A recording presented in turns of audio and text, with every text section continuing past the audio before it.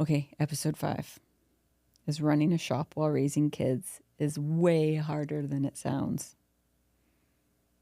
It's a lot harder. And I thought it was easier. And then I look at everybody and all of the group that we're in with our auto care specialist people, and they're like, oh my God, the Sagers are running a shop with their children. And they're like, oh my God. And I'm like, But what? well, that's what I thought, because I know a few shops around here do the same thing, right? Yeah. So I didn't think that we were any different. Yeah. And apparently we are. I don't know. Scott with Heritage does it, but he has a lot of other people that, Will Blazek do it? yeah, he said his daughter, her name's Cheyenne, and she's, But there's 2 shops. He's got 2 locations. right? So they're not all in one. So maybe that's the different dynamic. And I don't she's know. a master certified technician. Is she really? Yeah. Good for her. That's freaking Yep. awesome. And he says she is his best salesman. And I was like, see, and that's me. I could be the best salesman too, but I cannot be up at the front. I'm not good at transitioning. Does she like being at the front, though? That's the question. Or would she rather be a tech? Because if she went and got certified and all those, was it just to take the tests, to have the knowledge? Or does she want to work on the cars? That's the question. Yeah. It's like I with don't know. Gage, right? You know, Yeah. he's got the knowledge. He's got the know-how. He'd rather be with the cars. Yeah. You know? But, you know, they say it's doing both something. So let's start with, yeah. So one of the jumping off points I had was like, you know, people think working with your kids is special, and it is, but it's also Yeah. complicated. Very. So, I mean, we have lots of stories, but you know, one of the jumping off questions that I have for you was, you have a particular story of a time when one of the kids was at the shop and it went sideways. Not even just working on it. I mean, I've got a handful when I wasn't even a part of the shop, where Yeah. I was just with my wood business. Oh, God. Yeah. Just walking through and being in there day to day, and I wasn't even working with them, that they would sass back. What I noticed, what worked really well, and it didn't happen for quite some time, is the level would raise up here with them, and I would go above that, and we would get into an argument, right? And then when I stopped that and acted like, you know, certain owners and mentors, when I look back, and they wouldn't go there with me, they stopped it. And when I started acting like that, when I just let it go and said, okay, we're done, pack your things up and go home, those arguments don't happen no more. I had to treat it like a business and go, like, we can't go here. Like, this is not going to happen. This is how it's going to work. And I'm sorry, but you need to go and pack your things, and we're done. So after that one time, you know, with our second oldest, he has never treated the shop better than he does now. It's a whole different situation. Yeah, I think there's a little maturity there now, though, too, because you started them off when they were super little, right? You know, but also, I don't think we've had to deal with that type of situation with the ones who are still at home right now. Yeah. You know, when it's interesting thinking about that.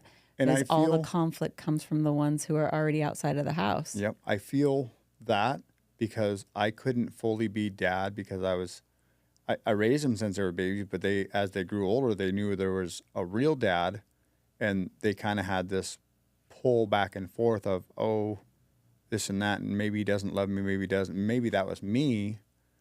But as they got older, they seen that, you know, this guy was always there for me. This is my real dad. And they've told me that, like, the oldest ones have told me, like, they wrote me a note too. The second oldest one did. And the oldest one told me physically and said, you are my real dad.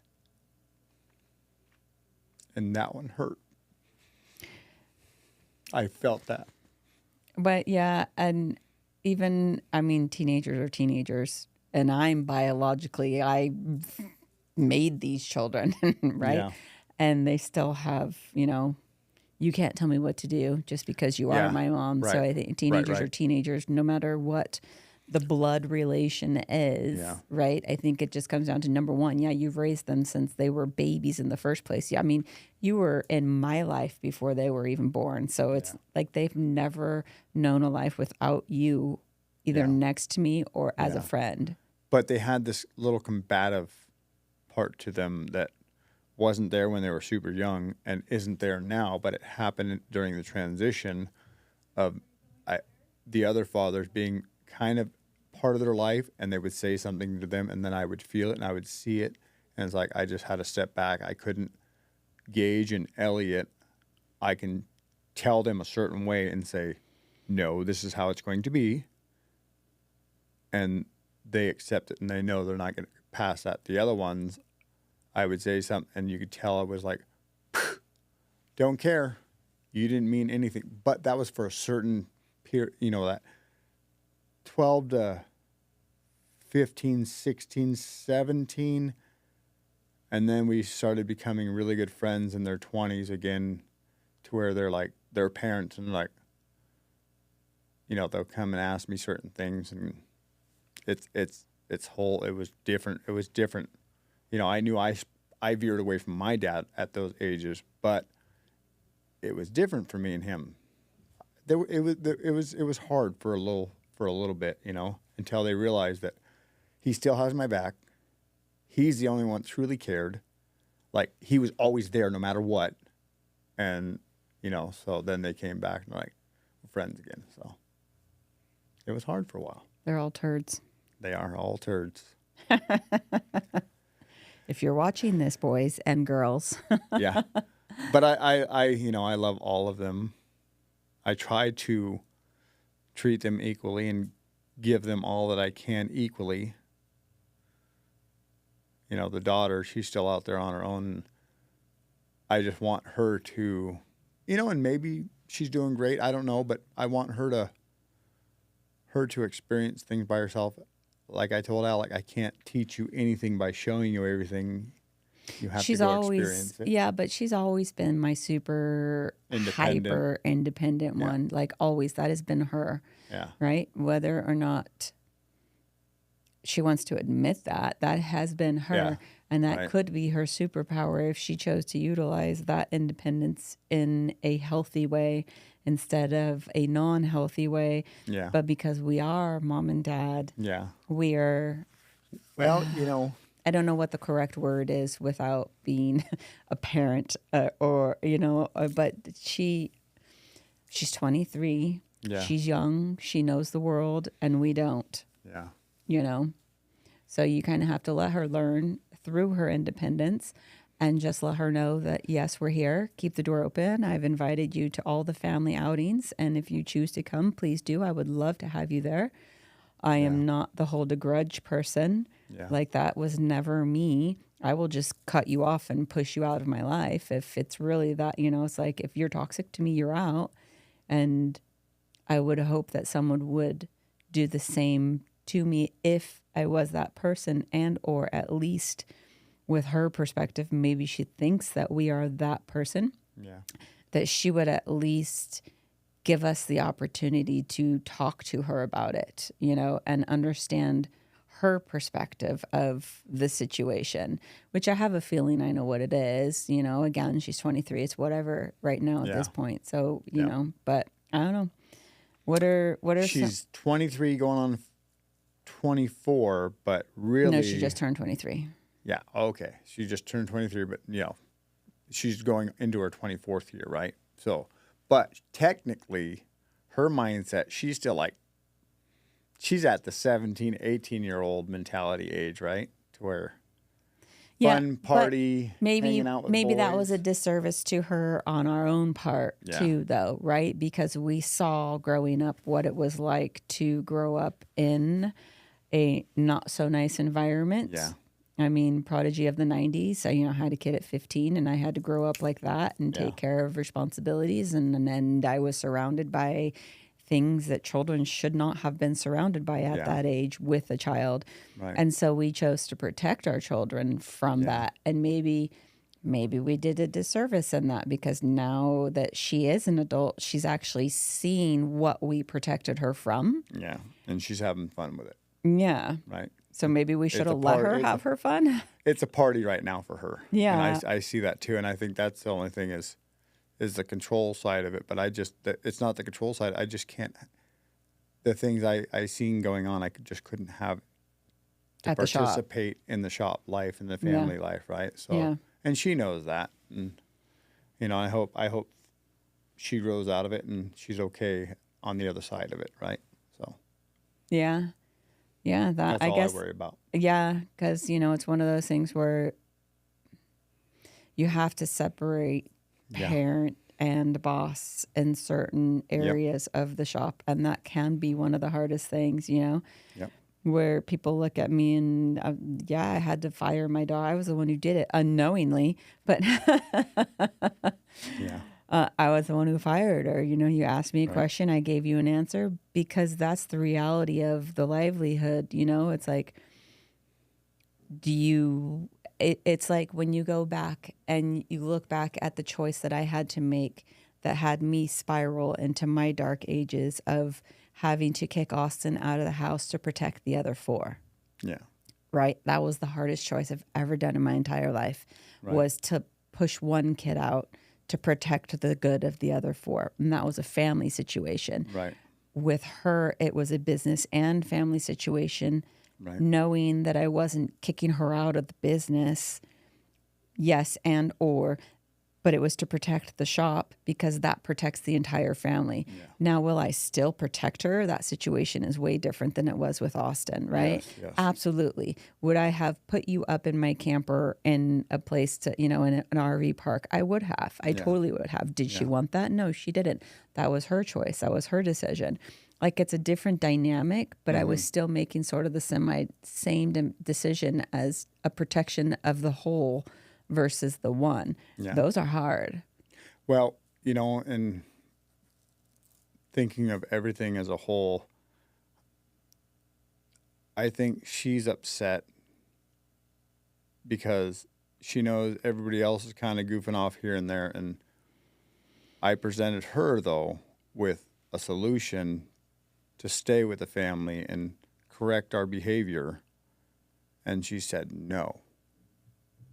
And if everybody else is goofing up here No. and there or out partying once in a while, and I said, hey, this is what's going to happen. We're going to straighten our lives up. Everybody else would have went, yep, I'll make sure I happen that if they are, and maybe Again, it's a protection of the whole versus the one. yeah, right? she thinks everybody's goofing up like her because they all talk, and she's the only one that got in trouble. No. When you tell me we're not going to straighten up and correct our behavior, and that you refuse to, I can't allow that. We have to correct our behavior if we're doing wrong or not good things around others, whatever that may be. Partying a little too much, right? Because that's it's nothing bad, but I'm just saying it's we need to come to work and function properly and not always be half asleep, right? So Yeah. that was my only thing is she Yeah. told me no, if it if it was somebody who wasn't family, I wouldn't have allowed it. but 100%. you would probably would have made that decision earlier. A lot earlier, yes. You let that one drag on a while because she was her. Yep. Every day I was trying to help her get going and get motivated, get things figured out. And guys, this is why I came into the shop. It Yeah. was not my choice. 20, 30 times a day I'm asking her about this, and this, and said, have you made your list? And for the most part, she got better and better and better. And I know she's super fun and energetic, and she would have done a lot better if she was in a better mindset and not so foggy every morning. But I try to help her. I try to keep it going because I worry about, she's very influential, and she likes to follow the groups and the friends and do what they're doing and have fun. She's super fun and friendly. That's who she's always been. She's a cheerleader. And She was a cheerleader. That's her personality. She has a huge heart too. She does, and she wears it on her sleeve. So that's what worries me is somebody's going to take advantage of her in the wrong way, and that's what worries me. That's the only thing that really worries me is she cares and she loves and she's friendly, Yeah. So that's who her grandma was, and that's how you are too. But Yeah, but with me, it comes with maturity and age and experience Yeah. of, yes, I'm friendly and I have boundaries. yeah, I know how to stop you in your tracks if you think you're going to come at me in the like the tow truck Yeah. driver who flirts with her or whatever, yeah, right? and a few of the other guys, and then she runs in the back shop and says, "Oh my goodness, they're here again." And me and Alec were like, "Stop being so nice." And that's just her. That's just you guys. Yeah, I It's know. like people think you're flirting with them, and they're just you. And a lot of people are friendly like that and kind and nice, and some people take it the wrong way. There was one guy that The weirdos do. yeah, there was that one that came in with flowers and said he's going to marry Cheyenne, No, I didn't hear about that. and she runs in the back and says, But wait, is this a one guy who's not all there? "Yeah, he's not mentally all there, but he's a nice, nice guy, and he just took her being nice like." She was the world to He him. was, yeah, Yeah. She was nice to him, and I don't think anybody else was ever nice to him. And she's just a polite, nice person, and she likes to have a conversation. And she didn't mean it like that. She was just trying to be nice. Yeah. And then next thing you know, he's bringing flowers, and is Cheyenne here? And he's got flowers. I'm like, Oh my gosh. No. What can I help you with? Well, I'm going to marry Cheyenne. I'm like, I'm sorry, you cannot marry my daughter. And then I asked him not to come back because she was very, very Uncomfortable? nervous. Yeah, Yeah. very nervous around him. So, Yeah. Yeah, that's where you have to draw the line. And that's where I would draw the line for anybody within the shop. If you make my people uncomfortable, that's it. Yeah. Like, again, and he didn't what's mean it, greater though, for the whole, Yeah, right? He No, didn't absolutely. mean it, but I had sure to he ask didn't. him not to keep coming by and asking if he could marry Cheyenne, But there's a difference between setting a boundary kindly, Yes, nicely, which I think are two different things. But like, there's a Right. difference between setting that boundary and still maintaining that relationship, Yeah. and like cutting it off completely and burn that bridge, right? But Yep. that it's for different situations Yes. too. Yes. Well, yesterday I had a person come in, and I was out back. I was out back working cleaning, and Gage comes out and says, "Dad, there's somebody here. I know you didn't want to be bothered, but he has a piece of paper with your name on it."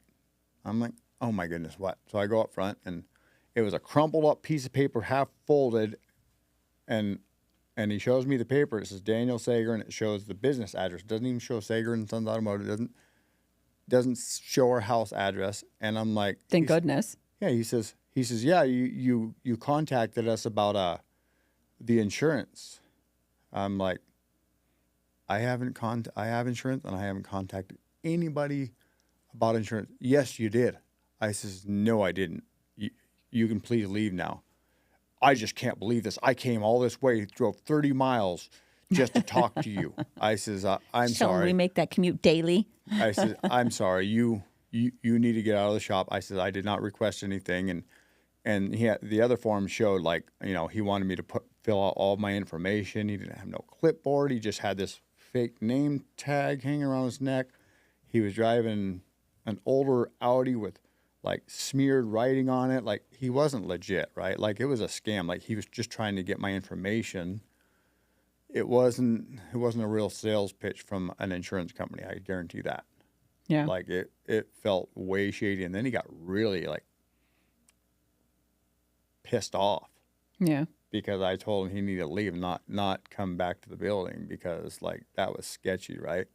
So I had to let Gage know, just get a name and number next time. Please don't do that. They didn't know who I was. They didn't know who I am. If I have to call somebody because I'm reaching out, I will let everybody know that I have somebody coming by or I have an appointment with somebody, Well, I find that interesting that everybody understands in this digital age that it's so easy to get the owner's information off the internet. Yep.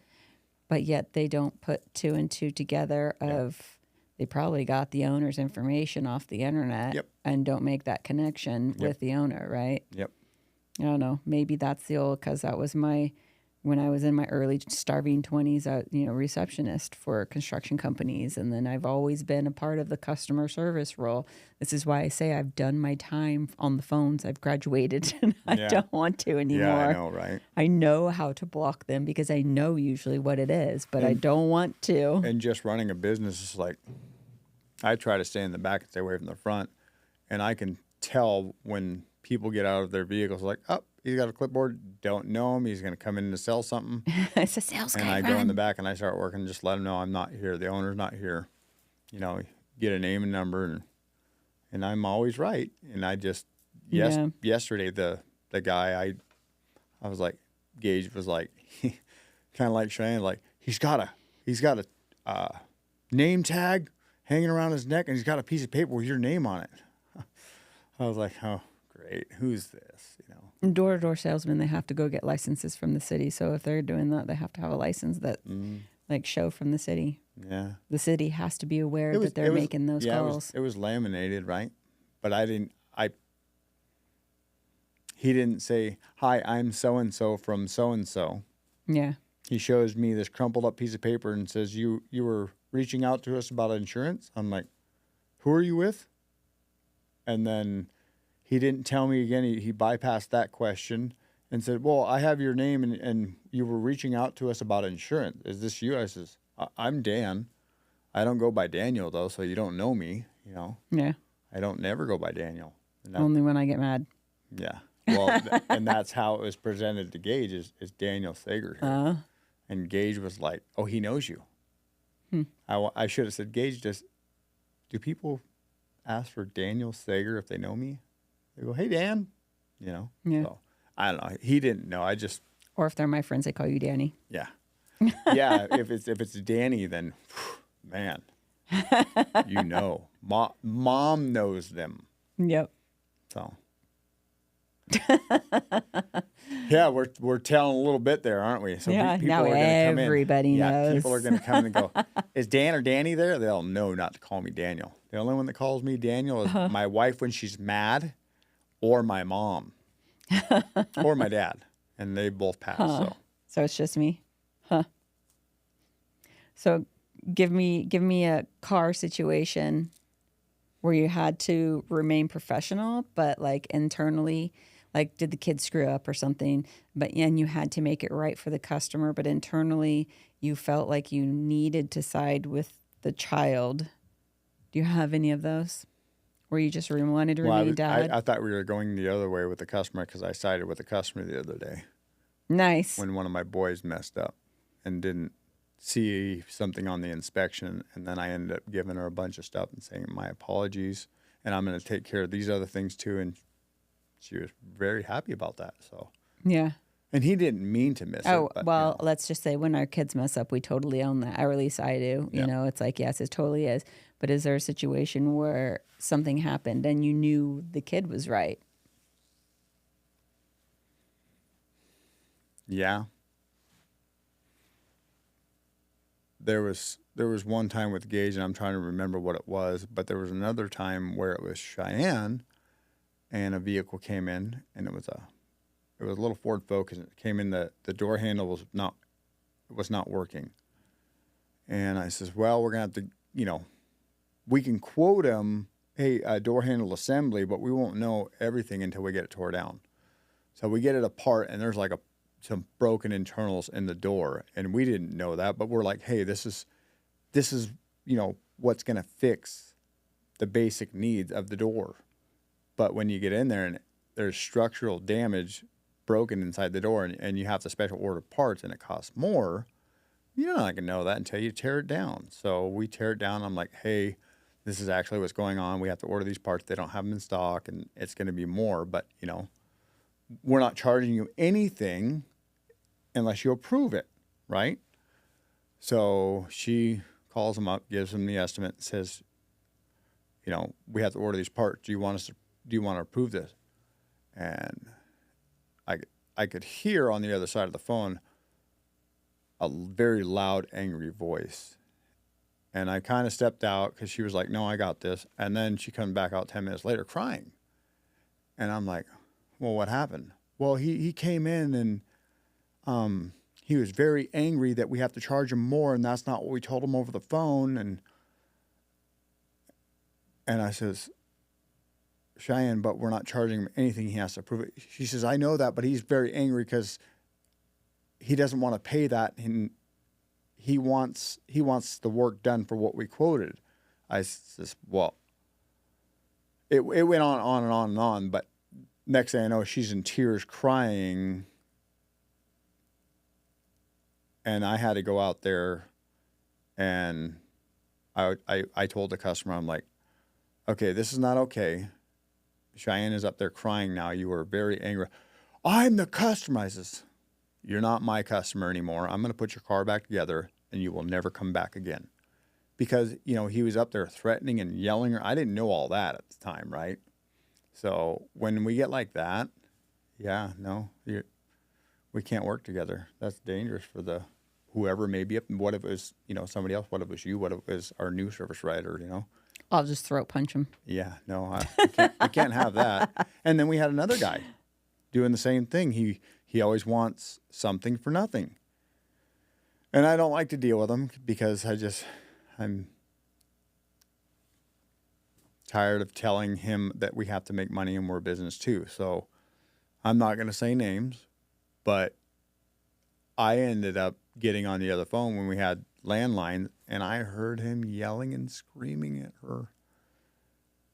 And I made her put her phone down, and I said, so-and-so, we're done. Don't ever come to my shop again, and don't ever call again. And I said, you're a very mean person. I don't like you. Don't ever call my shop again. And I let him have it.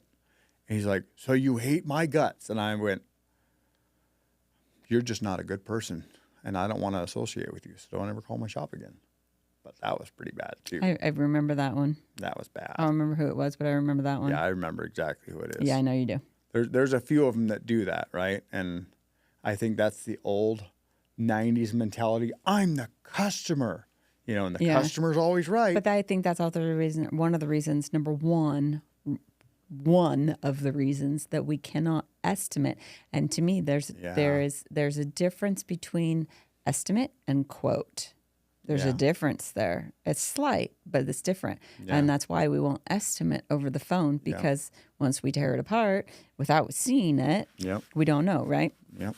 Whereas quote, it's almost like, so estimate has variables. It could be more, it could be less. It could be, it's an estimate. That's but a quote, very good point. And I think I'm starting to learn from the group and our coach that, I'm used to giving estimates over the phone, and we cannot do that. We have to have the vehicle in the shop because it can turn into a huge issue, right? Mm-hmm. And that just stops all of that. We need to have the car in here and really look at it and assess the situation before we can say anything. Otherwise, I'm sorry, I can't give you an estimate. And I agree with that now. Yeah. After thinking of it that way, I never thought of it that way, right? Because that stops that huge to and fro and all of the irritation between the two parties. You don't want that. And I also, yes, and I think that's where all of the shady tree mechanic reputation comes from is, I can fix that. It's going to cost you $50. And then when you bring it in, nope, sorry, it's really going to cost you $250. And so people don't trust, automotive repair shops because that's what they kind of expect. But it's because people are saying, I can fix that for $50 over the phone. When they get it in the shop, they're like, nope, sorry, it's something else. It's like the other day when I was getting pressured to give an estimate over the phone and keep it under $1,000. And I was like, well, if it's the AC pump pulley that went out, I'm going to have to replace the old AC. Like, it's not just a pulley. I'm going to have to replace it. Yep. And I can tell you that's going to be over $1,000 right there without any other repairs. Right. Just right there. And he called like 3 times trying to get me to answer the same question a different way. Huh. I know. Oh my goodness. Yeah. And then he was like, no, it's just the pulley. It's just the pulley. It's the bolt and the pulley. And I'm like, well, I mean, what's the word? There's a word that you, like the wobble, like it had ovaled out. That you oblong. Yeah, whatever. There was a word you used one time. I'm like, oh, that's a thing.